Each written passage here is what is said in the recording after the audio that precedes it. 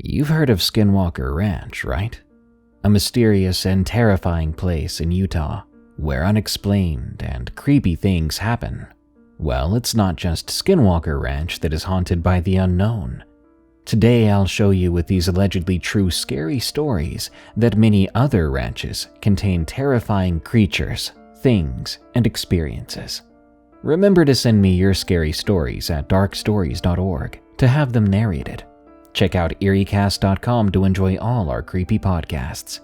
Let's do a comment of the day from my previous episode called We Found the 10-Foot Witch of the Colorado Backroads, 6 True Horror Stories. Tesla Coon comments, "Why would someone see a strange person in their vehicle, immediately run to it, then get in?" My response, honestly, that sounds like some Grand Theft Auto shenanigans right there. Yank that sucker out and drive away, no questions asked. Leave a comment that's interesting, and I might read it in the next episode. Now, let's begin. Delivery to the Forest Ranch. From Holler. I lived in a comfy little town in northern Texas, where, as you drive along those winding roads, you would see gates with titling that would read such and such ranch. Basically, it seemed like everything other than some retail buildings was ranch land. Lots of cows, horses, and crops. It's nice if you like the scenery, but if you prefer having things to do, it's not the greatest. I mean, even if you like going camping or hiking, you'd have to drive quite a ways before hitting property that ain't private land. At the time, I worked as a pizza delivery driver. It wasn't a hard job, but dang was it stressful. Delivery just wasn't that profitable when each delivery destination was several miles apart. Driving so much every night really gets to you.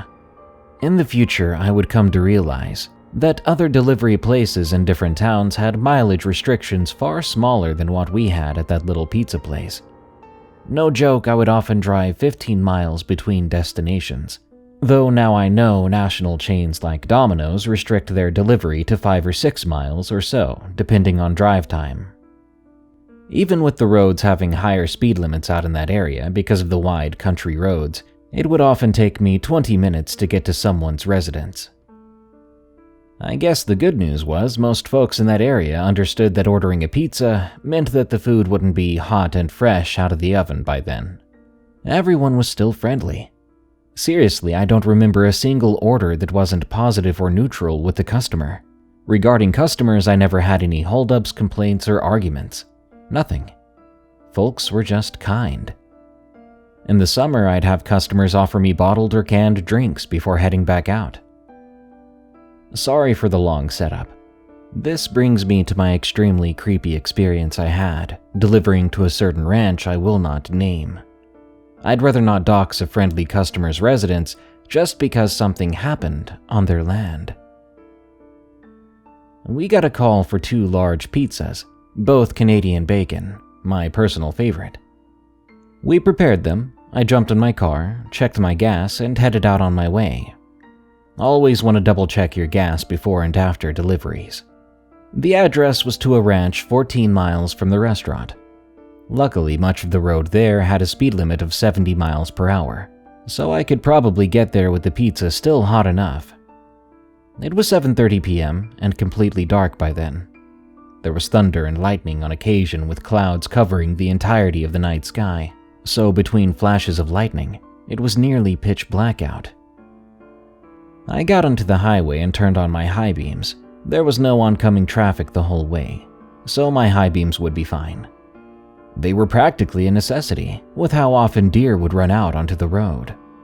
Several minutes later, I turned right onto a dirt road. This road seemed to get thinner the further I drove along, to the point I was starting to drive extremely cautiously to avoid low-hanging branches and outreaching plants that threatened to scratch my car. I had no idea how close I was to the residence then, or how long this dirt road would go on for. I was so focused on avoiding obstacles that I nearly screamed when I saw something run across the road. It scared the bejesus out of me, to be quite honest. I saw flashes of fur and immediately thought, freaking deer.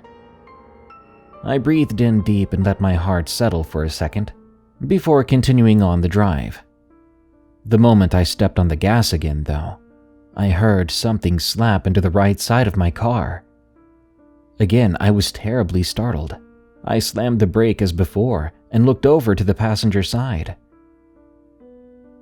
It was so dark out there, I couldn't see anything outside unless it was being hit by my headlights. I couldn't even see the bushes and tree branches that were nearly close enough to my car to scrape the windows. Seriously? I wondered. What was that? A bird? Did a bird just fly into my car? I was determined to finish this delivery so I could get out of this place as fast as possible. After all, when two weird things happen back to back, a person quickly goes from focused or even bored to on edge. I eased off the brake, still scanning the surroundings on both sides of me. I began to push down slightly on the accelerator. Finally, I'm moving again, and for a few moments, everything seemed normal.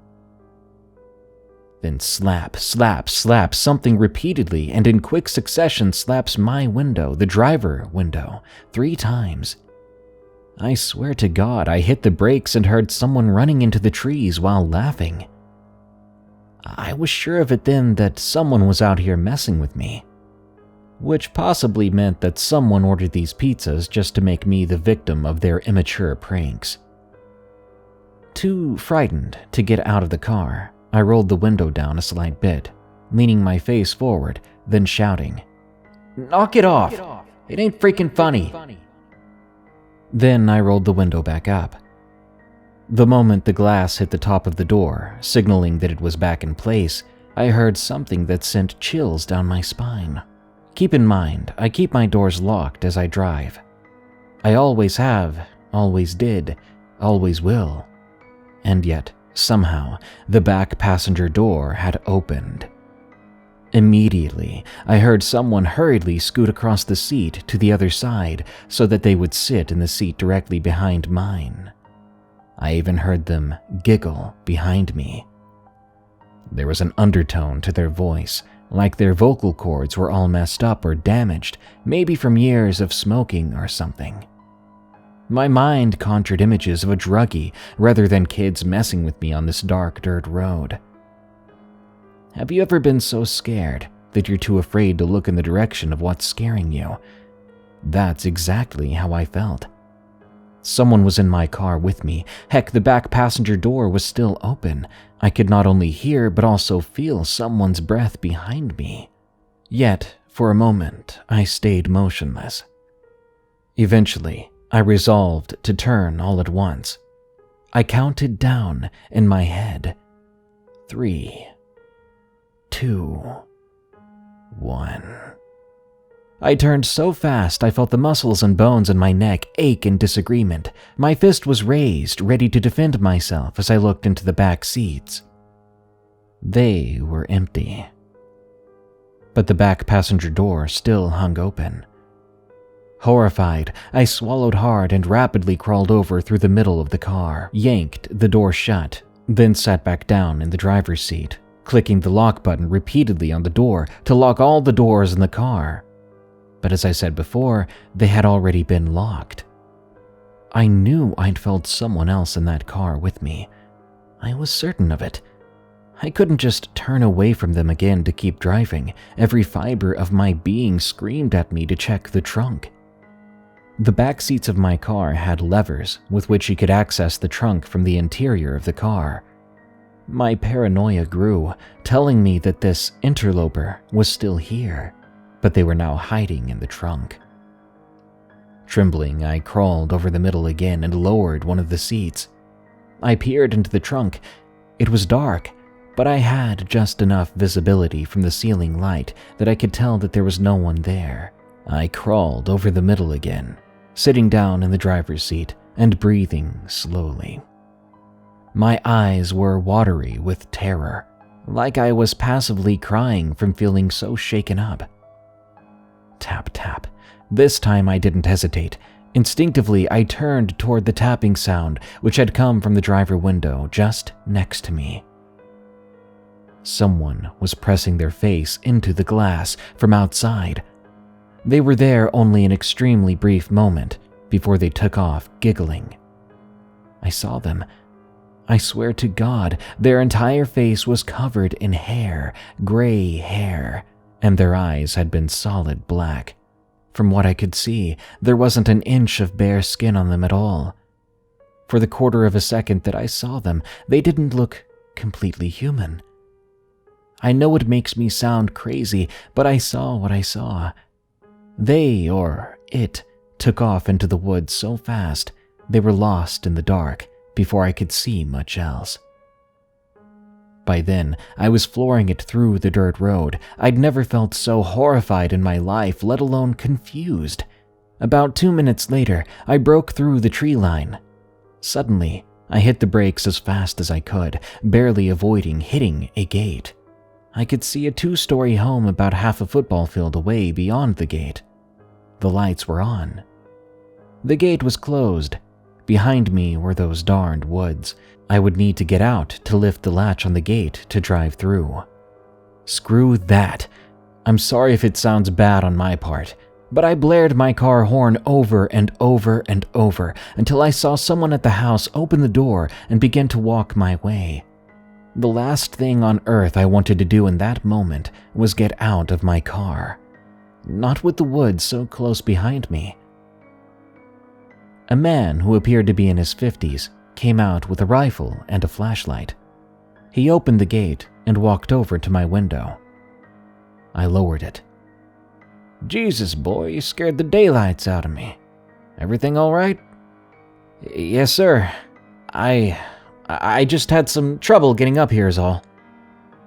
His eyebrow raised at me. "You're the pizza guy. Go on ahead and drive through. I'll close the gate after you if you don't mind giving me a lift back to the house."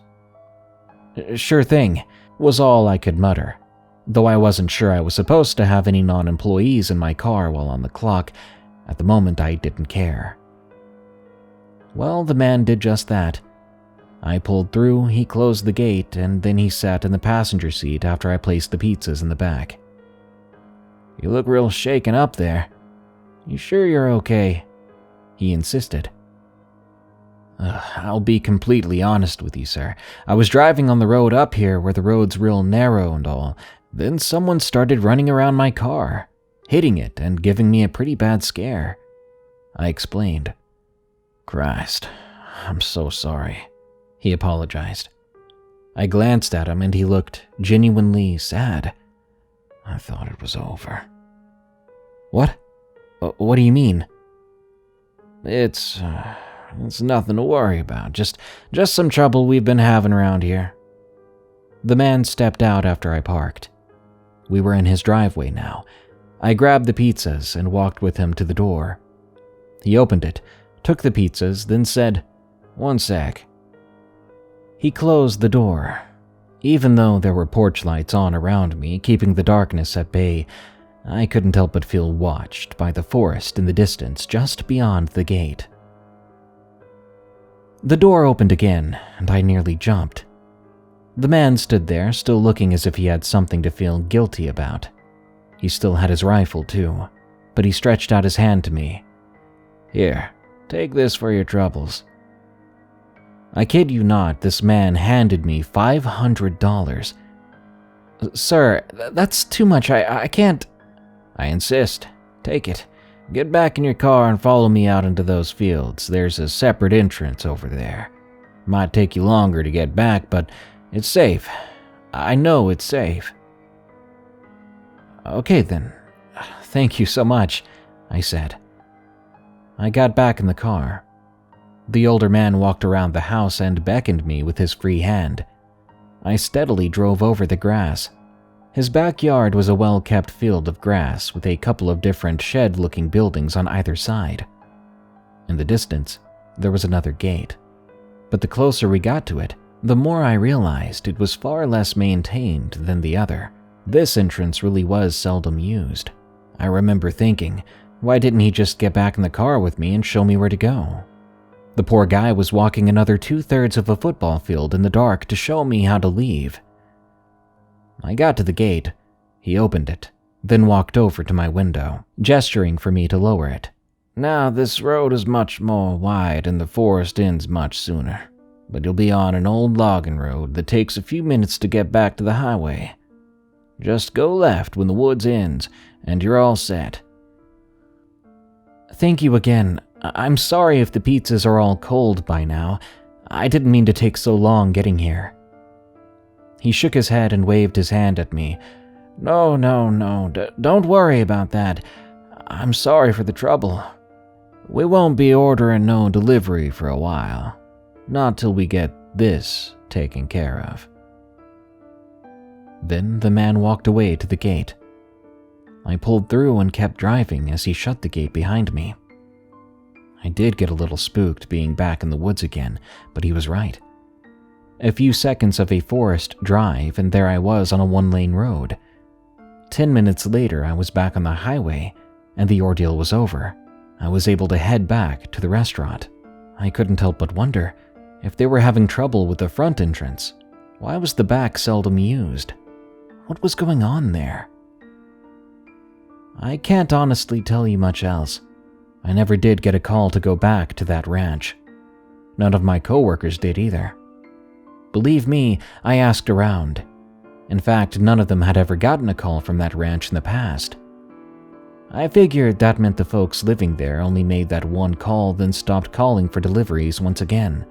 This problem they had, that the man did not explain, it seems they'd been having it for a while. And for the next few years, I worked at that pizza place, and none of us ever did get a call from that ranch. So maybe they never got that problem taken care of. I don't know what's going on in those woods, but I pray that family is all right. I've since moved to Missouri. I work in delivery still, but the drives are far more manageable.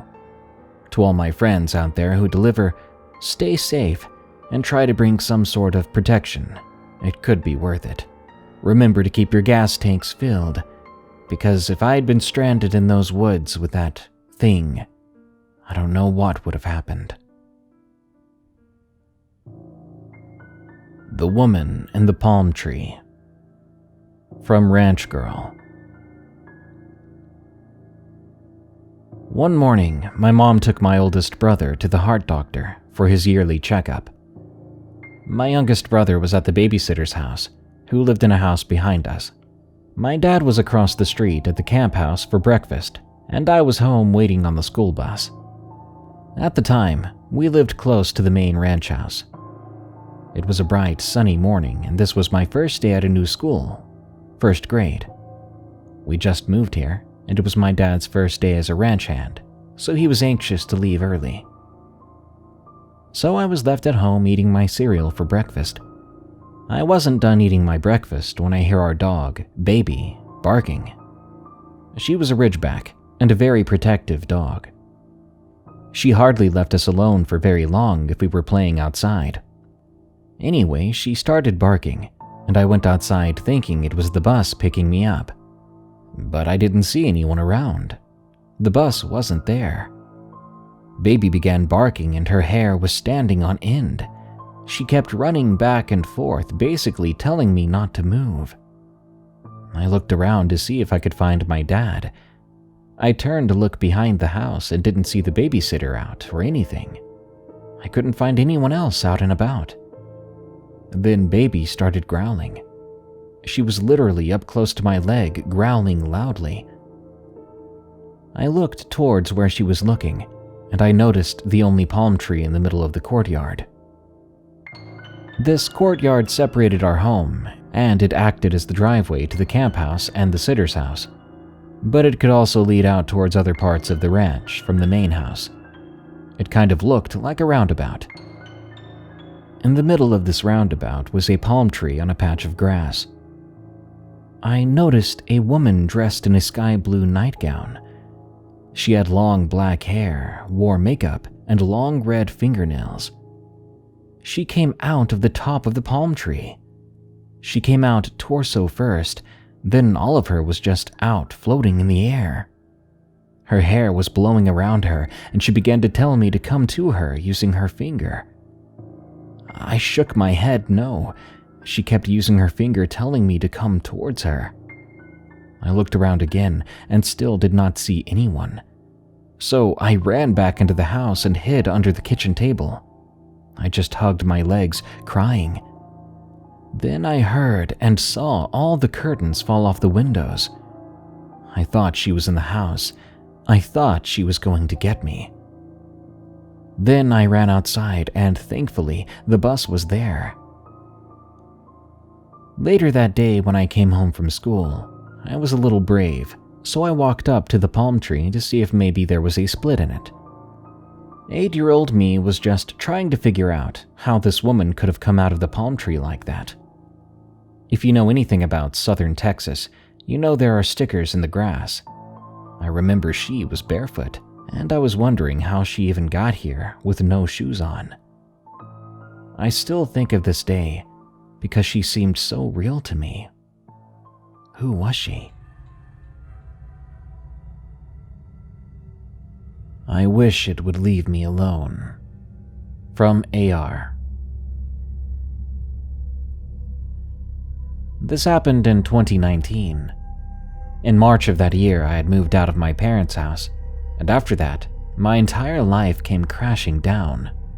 The worst thing that happened wasn't that my boyfriend broke up with me and left me to live alone. It wasn't losing 2 family members or my best friend. It wasn't getting diagnosed with cancer. The worst thing that happened was finding something horrible in the woods and the consequences that were brought with it.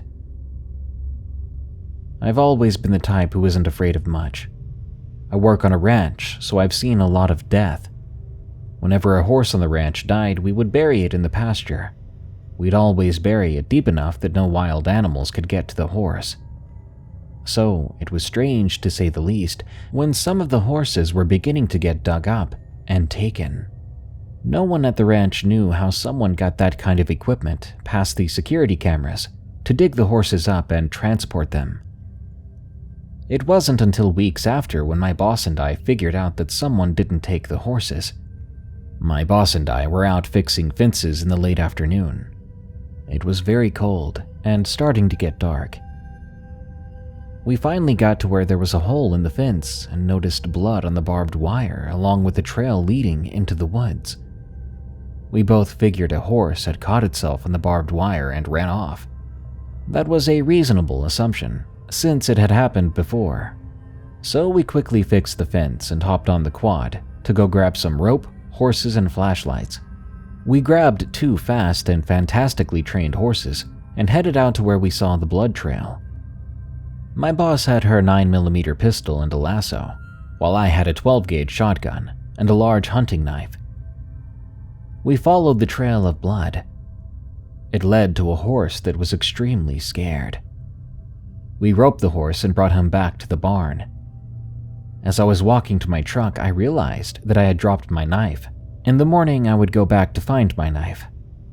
The next morning, I went back out to where we found the horse. This time it was bright out, and I could see my surroundings. What I found was terrifying.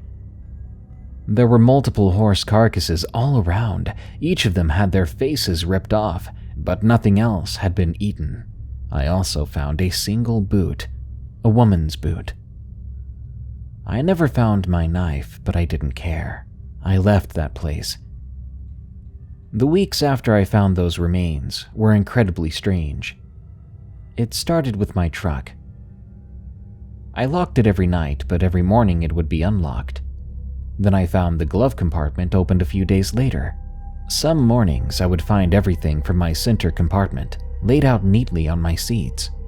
Other days I would find things in my house moved from where I put them. After a shower, the word "no" would be written in my mirror. I was starting to get spooked, knowing someone or something was in my home. 2 weeks after I found the horses, I went to take a shower, and there was a bite taken out of my bar of soap. What kind of psychopath does that?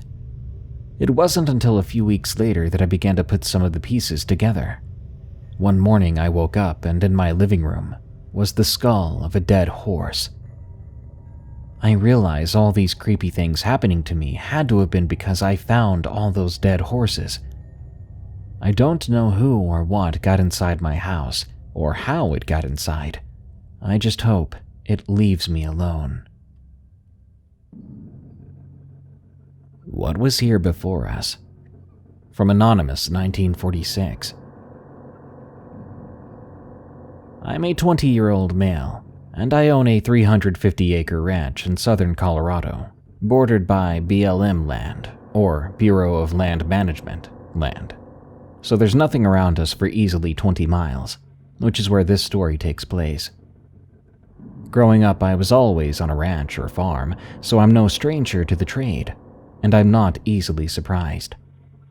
Heck, I've even seen everything from a coyote walking upright on its hind legs to crackheads trying to pet my cattle. Anyway, this particular story is permanently etched into my mind. It was the spring of 2020. I had just gotten married and was sharing my ranch with my wife, my best friend, who for privacy reasons we'll call Art, and his girlfriend. It was around 11 and I was in bed reading. My wife was sound asleep next to me when I heard a bunch of our cattle wailing, like something was scaring them or hurting them. I jumped out of bed and grabbed my 12-gauge and .45 revolver.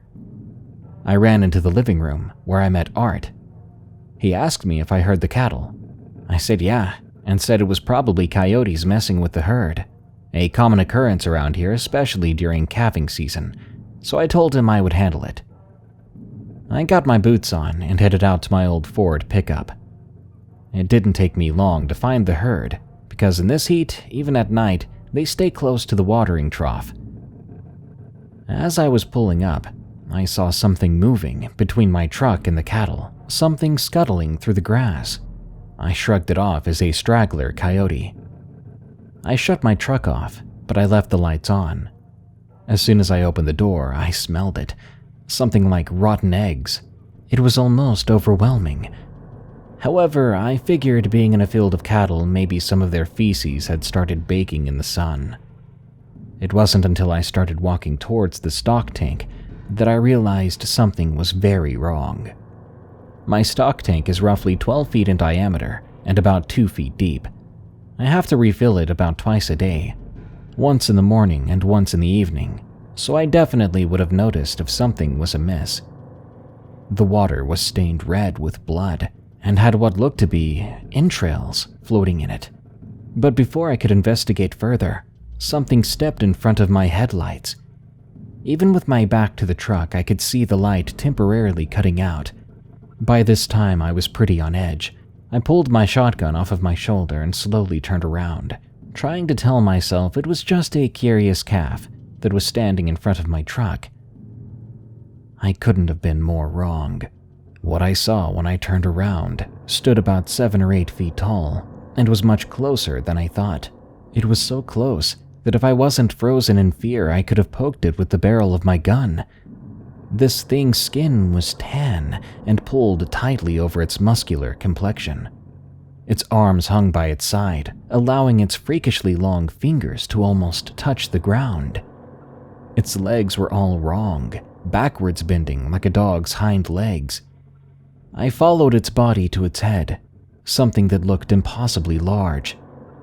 It had no ears I could see, and its nose was nothing more than a couple of slits in its face. But the eyes, they were dead, lifeless like a shark's, and a mouth full of jagged teeth. We stood there, that thing and I, for what felt like an eternity. It the hunter and me the prey, before it took one step towards me. All the while, the rotting egg smell grew stronger. I simply couldn't will myself to move. It looked down at me before I was knocked to the ground, but the strangest thing was it didn't push me. It was almost like the earth behind me reached up and pulled me to the ground. The last thing I remember before I blacked out was that thing standing over me, one leg on either side of my body. I woke up shortly after with Art and my wife standing over me. It was still dark out, so I had no clue how long I'd been out for. They took me back to the house and asked me what happened.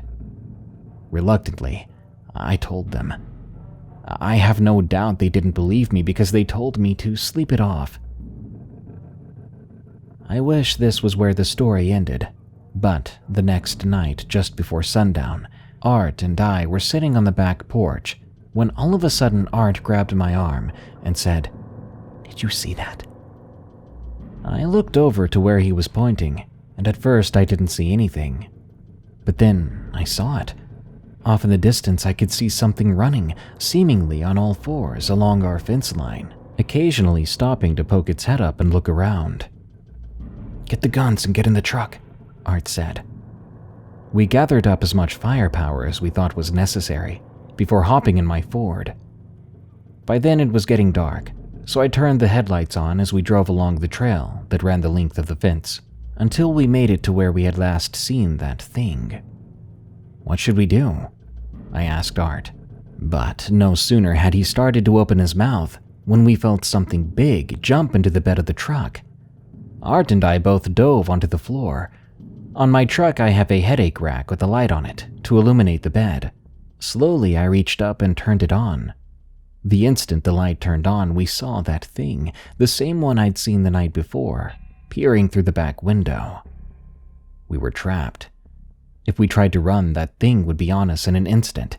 If we stayed in the truck, I have no doubt it could have punched through the glass. But it just kept looking at us before it choked out the words in a voice that sounded like 5 people saying the same thing at once. "You are trespassers on our land. We were here long before you, and will be long after you." With that, it leapt out of my truck and scuttled off on all fours into the night. Art and I both lay on the floor for a couple of minutes before we got the courage to get up and look around.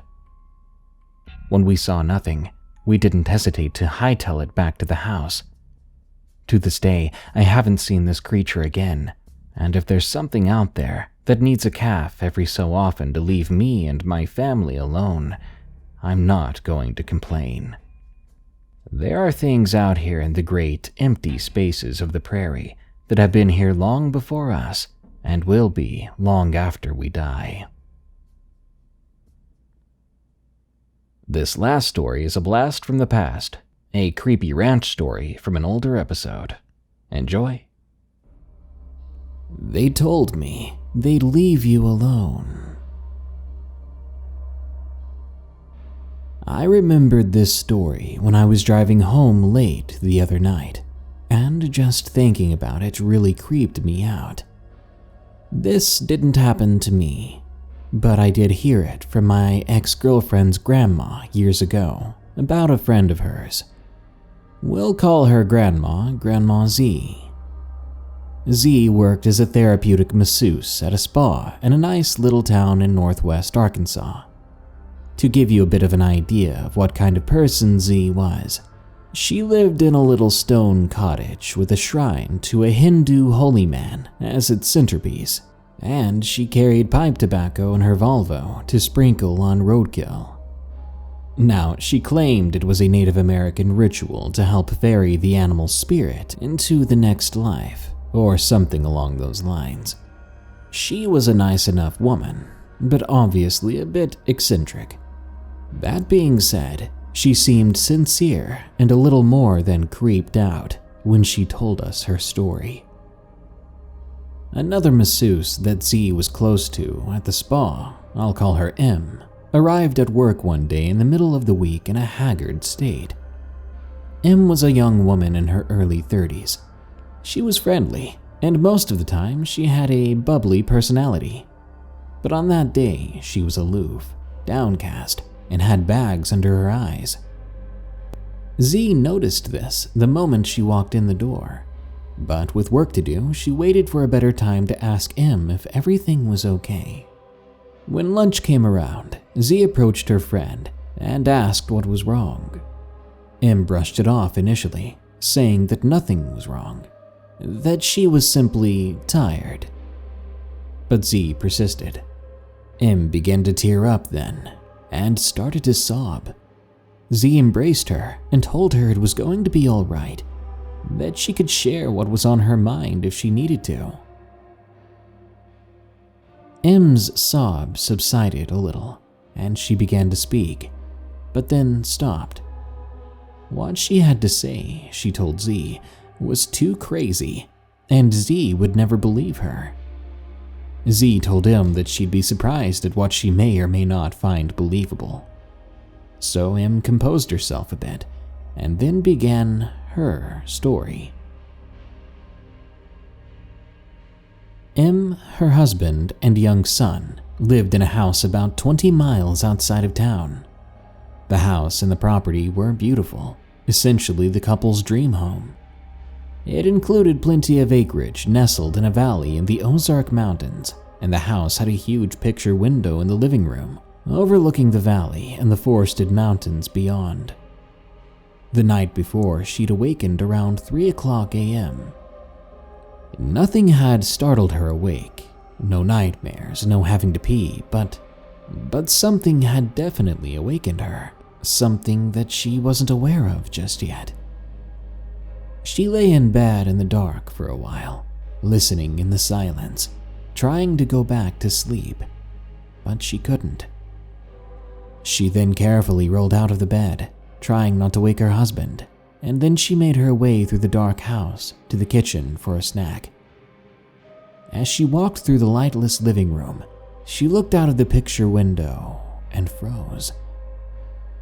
There was something standing on the deck just outside, a small silhouette outlined in starlight. She studied the shape in wide-eyed fear as it stood motionless on the deck overlooking the valley. It seemed to be looking up. Her shock turned to concern and confusion when she realized what the figure was. It was her 8-year-old son. She quickly flung the sliding door to the deck open and wrapped the boy in her arms, asking, "Are you okay, honey? What's wrong? What are you doing out here?" I'm looking at the lights," he said. Then he pointed out into the clear night sky. She followed the direction of his finger and saw several orbs of soft red, blue, and orange lights hovering over the valley. They were like bright stars at first, but then they moved slowly, deliberately into a formation. First a line, and then a cross, and then a diamond, and finally something that resembled the Big Dipper. There was nothing natural about their movement. They could not be shooting stars or aircraft. They weren't moving like that. It was like they were some sort of signal, almost as if they were communicating with something or someone. Im released her son from her arms and stood up hypnotized, staring at the lights too, as they changed formations and pulsated from dim to bright and back to dim again. Her son tugged on the hem of her nightshirt and said that he was cold. She broke her trance and took her son quickly by the shoulder, leading him inside impatiently. She slid the door closed behind her and locked it, doing her best not to look back out over the valley. She closed the blinds on the big window in the living room and ushered her son into her bedroom to sleep with her and her husband, with the lights on. Im stopped talking and looked up at Z, who looked back at her with eyes widened in amazement. She began to sob again. "Do you want to hear the really crazy part? The reason why this is so scary?" Z's mouth hung open as she thought about how to respond. Before she could reply, Im continued. Her father was a physicist who'd worked at a government lab in New Mexico. He was never able to tell her what exactly he did for reasons of national security, so to say. While working in the Southwest, he'd fallen in love with the region's harsh but beautiful mountains and desert landscapes. After divorcing Im's mother and retiring early with a handsome government pension, he bought a small ranch in Arizona. In the summertime, Im, then a young girl, would stay with her father at his ranch. It was a very remote property, part of its allure for him. It was in the foothills of some mountains in the desert, but it had access to a water source, and there was a small pond back behind the ranch house, overgrown with tall cattails. Early in the afternoon one summer day, M's father left the ranch to run some errands in the nearest town. It was a brutally hot day, and M did not want to ride in the stifling hot truck, so she begged her father to let her stay so she could swim in the pond. Reluctantly, he agreed.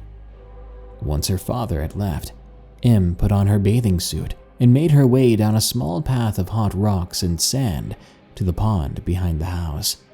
The sky was almost impossibly blue in the clear, torturous Arizona summer heat.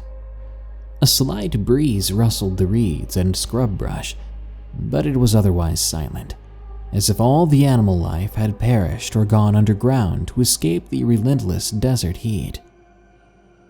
As M rounded the bank of cattails that obscured the pond from the house, she froze at an unexpected encounter. 3 tall beings were standing on the opposite side of the pond. They were all identical and stood facing her as she came into view, as if they'd been waiting for her. M couldn't move. Whether that was from pure fear or something else, she couldn't tell. All she could do was stare in horror and disbelief at these things. They stood about 7 feet tall, each one completely indistinguishable from the other, as if they were clones or triplets or mirrored images of each other. They were vaguely humanoid, 2 unusually long and skinny arms that ended in spindly hands with long fingers, 2 long and thin legs, slender, elongated torsos, and skinnier necks. Their heads were long but proportional to the height and build of these things, whatever they were. They had ruddy tan and completely hairless skin, and wore what seemed to be blue skin-tight jumpsuits. But the strangest and most awful aspect of these things were their faces. They were completely featureless save for the eyes. No mouth, no ears, no nose. Just 2 somehow human-looking, but somehow not human-looking, eyes set into the blank tanned plane of their faces, staring dispassionately and motionlessly at him. She blinked once, and soon found herself lying on the floor of her father's living room, right on her back. She was wrapped in the towel she'd taken with her to the pond, as if she'd been swaddled in it. The sun had gotten significantly lower in the sky. She could tell by the way it slanted in through the yellow blinds of the windows at a long angle. She sat up, confused and beginning to panic. She heard the ticking of the old grandfather clock and looked over at it. The time read 5 p.m. She'd somehow lost nearly 3 hours of time. How's that possible? How had she even gotten back to the house? Just as strangely, she was completely dry. Not a bead of sweat had gathered on her, even though her father's house lacked air conditioning and was sickly hot. Her father arrived not long afterward, pulling his truck down the long driveway of the ranch. When he entered the house with his sack of groceries, he found Em in a state of distress. She told him in a panicked frenzy what she'd seen, what had happened to her at the pond, how she'd somehow lost 3 hours of her life. The old physicist stared coldly into the distance, waiting for his daughter to finish the story, then told her, "But they told me they'd leave you alone." Em was shaking and began to cry again. Z held her and she buried her face in Z's arms. "That's why I'm afraid," she said. "I'm afraid that they came back for my son."